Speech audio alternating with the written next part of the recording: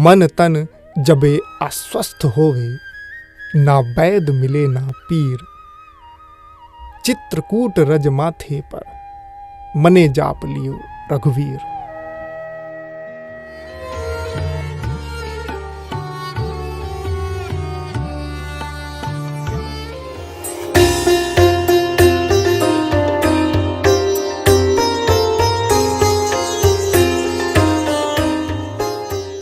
इस चित्रकूट का नाम पहले चित्रकूट नहीं था।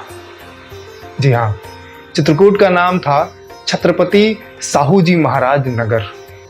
लेकिन 4 सितंबर 1988 को उत्तर प्रदेश के तात्कालिक मुख्यमंत्री कल्याण सिंह जी ने छत्रपति साहू जी महाराज नगर का नाम बदलकर चित्रकूट रख दिया। चित्रकूट के विषय में ऐसी कहानी है कि एक बार सुमेरु पर्वत अपने घमंड में चूर चूर हो रहा था।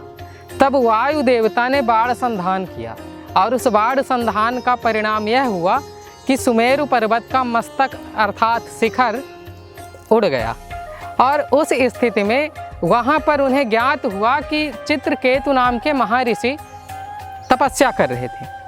तो वायु देवता ने उनके कोप का भागीदार होने से बचने के लिए उस शिखर को लेकर के इस प्रकृति में, इस धरा में चारों ओर घूमने लगे कि कौन सा उपयुक्त स्थान मिले जहाँ पर उसको पुनः स्थापित किया जाए।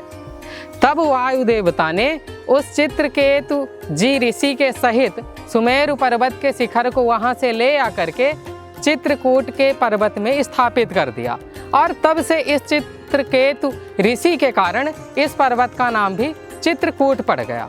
वहीं अगर साधारण शब्दों में हम जाते हैं तो चित्रकूट का अर्थ होता है चित्र अर्थात दृश्य, और कूट का मतलब है पर्वत, पर्वतों का दृश्य चित्रकूट। अगर हम दोनों शब्दों को मिलाकर के एक शाब्दिक अर्थ बनाएं तो चित्रकूट का शाब्दिक अर्थ होगा सुंदर सुंदर मनोरम दृश्य वाले पर्वत।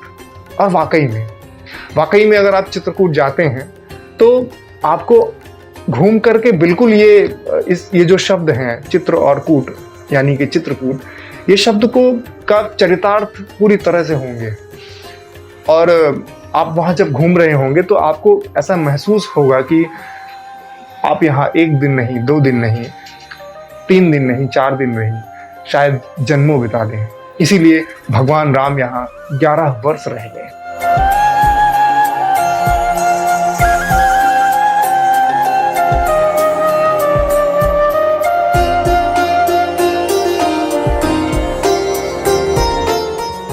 चित्रकूट का दर्शन करके, चित्रकूट का दर्शन करके प्रेम मगन मन होता हूँ। चित्रकूट का दर्शन करके प्रेम मगन मन होता हूँ।